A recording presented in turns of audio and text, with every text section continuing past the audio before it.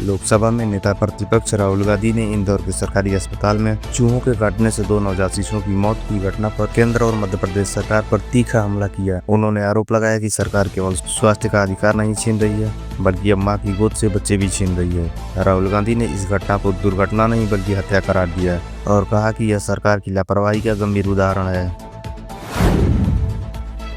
बिहार बंद को लेकर आरजेडी नेता तेजस्वी यादव ने बीजेपी और एनडीए पर निशाना साधा। उन्होंने कहा कि बिहार बंद को जनता का समर्थन नहीं मिला और यह पूरी तरह फ्लॉप साबित हुआ। तेजस्वी ने आरोप लगाया कि बीजेपी कार्यकर्ताओं ने सड़कों पर गुंडागर्दी की, महिलाओं और शिक्षकों से बदसलूकी की और एम्बुलेंस रोकी। उनके मुताबिक बिहार के आम नागरिकों ने इस बंद को पूरी तरह नकार दिया। उपराष्ट्रपति पद के उम्मीदवार वी सुदर्शन रेड्डी ने पटना में आरजेडी नेता तेजस्वी यादव से मुलाकात की। इस दौरान तेजस्वी ने पार्टी की ओर से उनके समर्थन का ऐलान किया। रेड्डी ने आरजेडी सुप्रीमो लालू प्रसाद यादव से भी भेंट की। यह मुलाकात विपक्षी एकजुटता को मजबूत करने और उनके पक्ष में समर्थन जुटाने का प्रयास का हिस्सा माना जा रहा है।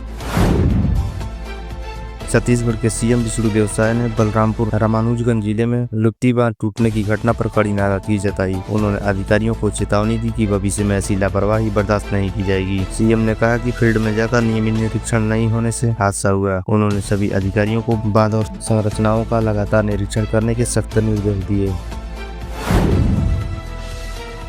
उत्तर प्रदेश के मुरादाबाद में पुलिस ने जुए के अड्डे पर बड़ी कार्रवाई करते हुए 10 लोगों को गिरफ्तार किया। लंबे समय से क्षेत्र में जुआ संचालित होने से शिकायतें मिल रही थीं। गुरुवार देर रात की गई छापेमारी में आरोपी ताश और नकदी के साथ रंगे हाथ पकड़े गए। पुलिस का कहना है कि इस कार्रवाई से इलाके में अवैध गतिविधियों पर रोक लगेगी। लखनऊ पुलिस ने बुधवार को फर्जी आईएएस अधिकारी सौरभ त्रिपाठी को गिरफ्तार किया। जांच में पता चला कि वह गोमती नगर विस्तार में 60,000 रुपए के किराए के फ्लैट में रहता था और हर महीने लगभग 10 लाख रुपए शान शौकत पर खर्च करता था। उसके पास कई गाड़ियां और अलग अलग जिलों में संपत्तियां भी हैं। पुलिस अब उसकी आय और धोखाधड़ी के स्रोत की जाँच कर रही है।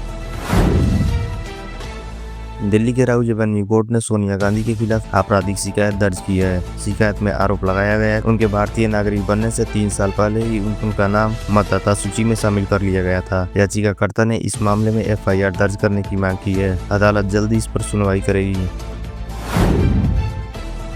टीम इंडिया के पूर्व बल्लेबाज शिखर धवन से ईडी ने गुरुवार को 7 घंटे तक पूछताछ की। यह मामला अवैध सट्टेबाजी से जुड़े ओनेक्स बेट से धन शोधन के आरोपों से जुड़ा है। धवन को दिल्ली दफ्तर बुलाया गया था और पूछताछ के बाद उन्हें जाने दिया गया। जांच के मुताबिक यह केस बड़े स्तर पर फाइनेंशियल ट्रांजैक्शन और फिक्सिंग से जुड़ा है। एनसीपीआई ने टैक्स भुगतान श्रेणी में आने वाली संस्थाओं के लिए अब नया प्रावधान किया है। अब यूपीआई से 24 घंटे में 10 लाख तक का लेन देन किया जा सकेगा। यह कदम 15 सितंबर से आयकर रिटर्न फाइलिंग करने की डेडलाइन को देखते हुए उठाया गया है। आम उपभोक्ताओं के लिए फिलहाल यह लिमिट लागू नहीं होगी। वाराणसी पुलिस ने फर्जी कॉल सेंटर का पर्दाफाश करते हुए 30 लोगों को गिरफ्तार किया है। आरोपियों पर लोन और निवेश के नाम पर लोगों से ठगी करने का आरोप है। गैंग लंबे समय से ब्लैकमेलिंग और धोखाधड़ी कर रहा था। पुलिस को मौके से कई कंप्यूटर, मोबाइल और डेटा बरामद हुए हैं। अहमदाबाद में गुजरात एडमिनिस्ट्रेटिव सर्विस के अधिकारी मनोज पुजारा ने अपने सरकारी आवास में आत्महत्या कर ली। 57 वर्षीय अधिकारी सचिवालय में वित्त विभाग में कार्यरत थे। पुलिस को मौके से 2 सुसाइड नोट मिले हैं। ड्राइवर और सिक्योरिटी गार्ड ने घटना की जानकारी पुलिस को दी। फिलहाल मामले की जांच जारी है। उत्तर प्रदेश के सीएम योगी आदित्यनाथ ने गोरखा युद्ध स्मारक और संग्रहालय का शिलान्यास किया। यह परियोजना 45 करोड़ रुपए की लागत से बनाई जाएगी। मुख्यमंत्री ने कहा कि गोरखा सैनिकों के शौर्य और बलिदान को आने वाली पीढ़ियों के लिए प्रेरणा स्रोत बनाएंगी और भारत नेपाल संबंधों को और मजबूत करेंगी। अमेजन और फ्लिपकार्ट की सेल 23 सितंबर से शुरू होगी। अमेजन की ग्रेट इंडिया फेस्टिवल सेल में स्मार्टफोन, लैपटॉप और इलेक्ट्रॉनिक पर भारी छूट मिलेगी। वहीं Flipkart big billion day sale से भी ब्रांडेड फोनों और गैजेट्स पर आकर्षक ऑफर मिलेंगे। दोनों कंपनियां एसबीआई कार्ड पर 10% डिस्काउंट और नो कॉस्ट ईएमआई जैसे फायदे भी देंगी। वाणिज्य मंत्री पीयूष गोयल ने अमेरिका के साथ बड़े टैरिफ विवाद पर बयान दिया। उन्होंने कहा कि भारतीय वस्तुओं पर 50% टैरिफ को लेकर बातचीत जारी है। गोयल ने भरोसा जताया कि जल्द ही निष्पक्ष और संतुलित समझौते पर सहमति बन जाएगी। उन्होंने कहा कि व्यापारिक संबंधों में घबराने की कोई जरूरत नहीं है।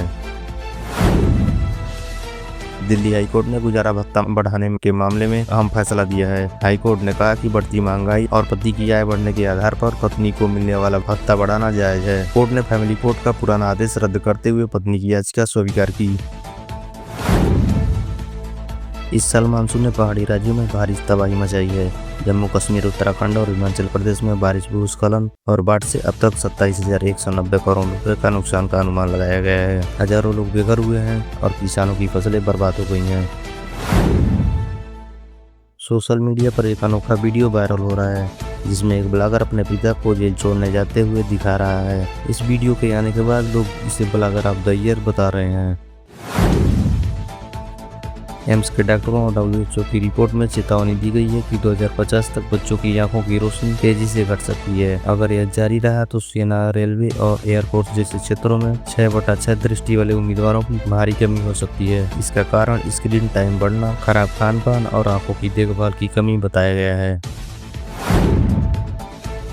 बिहार पुलिस ने त्योहारों के मद्देनजर नई गाइडलाइन जारी की है। गणेश चतुर्थी, ईद उल मिलाद, अनंत चतुर्दशी, विश्वकर्मा पूजा के दौरान डीजे पर रोक रहेगी। आयोजन के लिए लाइसेंस लेना अनिवार्य रहेगा। ADG ने कहा कि सुरक्षा व्यवस्था पूरे प्रदेश में कड़ी रहेगी। पंजाब में बाढ़ से हालात बिगड़ते जा रहे हैं। अब तक 43 लोगों की मौत हो चुकी है और 1.71 लाख हेक्टेयर में फैली फसलें पूरी तरह बर्बाद हो गई हैं। राज्य सरकार ने राहत और बचाव कार्य तेज कर दिए हैं।